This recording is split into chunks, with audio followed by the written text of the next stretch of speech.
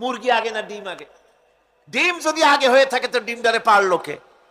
আর মুরগি যদি আগে হয়ে থাকে, কোথার থেকে মুরগি এসে উড়ে এসে জুড়ে বসলো, আইলো কই থেকে? আল্লাহ যদি একজন থেকেই থাকেন তাহলে তার স্রষ্টাকে? এই প্রশ্ন তুলেছেন বার্টন রাসেল। প্রশ্ন তুলেছে স্রষ্টার স্রষ্টা কে? আমি দেখলাম এক আর্মি অফিসার একটা বই লিখেছেন, আমার এত ভালো লাগলো। বইটার নাম হচ্ছে আল কোরআন দা চ্যালেঞ্জ, মহাকাশ পর্ব। দারুণ লিখেছেন তিনি, আপনারা যদি পান খুঁজে নিয়ে পড়বেন। সে বইয়ের শেষ ভাগে গিয়ে তিনি এটার জবাব দিয়েছেন, স্রষ্টার স্রষ্টাকে তাই তুমি তালাশ করো, কানা চায় মানে কুজো চায় শীতই শুইতে।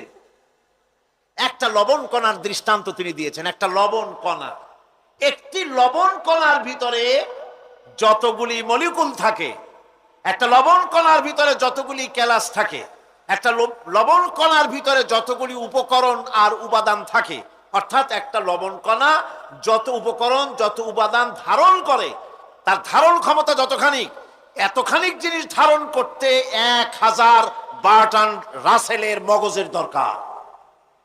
একটা লবণ কণা, সেইটার চিন্তা করাই কঠিন। আর এত বড় মহাবিশ্ব যিনি সৃষ্টি করেছেন তার স্রষ্টাকে তালাশ করতে চাও, এটা কি স্বাভাবিক কথা? এটা পাগলের প্রশ্ন হতে পারে, এটা পাগলের প্রশ্ন হতে পারে। গ্যাগারিন টিটপ আর প্রথম মহাশূন্যচারী ছিল। গ্যাগারিন বেটা মহাশূন্য ঘুরি টুরি আসে কয় কি, কয় যে মুসলমানেরা যারে কয় আল্লাহ, হিন্দুরা যারে কয় ভগবান, খ্রিস্টানরা যারে কয় গড, মহাশূন্য এত ঘুরলাম, আল্লাহরেও দেখলাম না, ভগবানেরও দেখলাম। আজীব তামাশা। তুমি তো তোমার শরীরটাই দেখো না, তোমার শরীরটাই তো তুমি দেখতে পাও না। তোমার মাথার তালুটা কেমন তা কি দেখছো কখনো? আয়না নিচের দিকে দিয়ে ঠ্যাং উপরের দিকে দিয়ে তাকাইলে যদি দেখো মাথার তালু কেমন। নিজের ঘাট দেখো না, পিঠ দেখো না, নিজের হিপ দেখতে পারো না। আয়না টায়না সাইড পাঁচখান না নিয়ে দেখার উপায় নাই কোন জায়গায় কি আছে শরীরে। নিজের শরীরটাই দেখো না, কত বড় সাহস!